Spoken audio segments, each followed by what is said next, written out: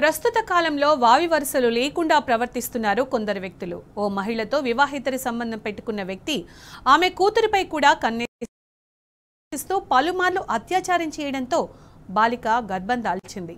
చివరకు పాపం పండింది. పోక్సో కేసులో కటకటాల పాలయ్యాడు ఆ నీచుడు. అత్యంత జుగుప్సాకరమైన ఈ సంఘటన మహబూబాబాద్ జిల్లాలోని బయ్యారంలో చోటు చేసుకుంది.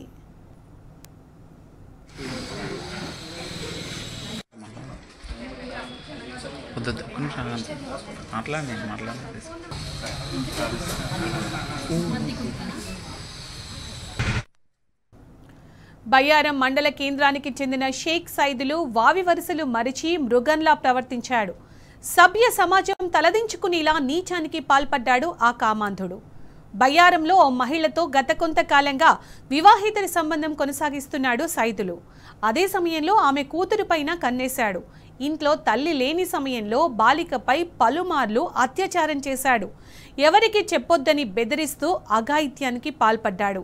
చివరకు బాలిక గర్భం దాల్చడంతో విషయం తల్లికి తెలిసింది. దీంతో గుట్టు చప్పుడు కాకుండా మహబూబాబాద్లోని ఓ ప్రైవేట్ ఆసుపత్రిలో అబార్షన్ చేయించింది తల్లి. బాలికకు పెళ్లి చేయాలనే ప్రయత్నాలు మొదలు పెట్టడంతో సఖీ సెంటర్ నిర్వాహకులకు అనుమానం వచ్చింది. మైనర్ బాలికకు ఇంత హడావిడిగా ఎందుకు పెళ్లి చేస్తున్నారని ఆరా తీయడంతో విషయం బయటపడింది.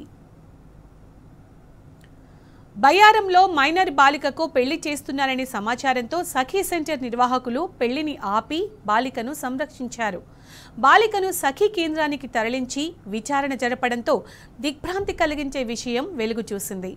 సైదులు తనపై చేసిన ఆకృత్యం, తల్లి చేయించిన అబార్షన్ గురించి బాలిక సఖీ కేంద్రంలో పూసగుచ్చినట్లు చెప్పింది.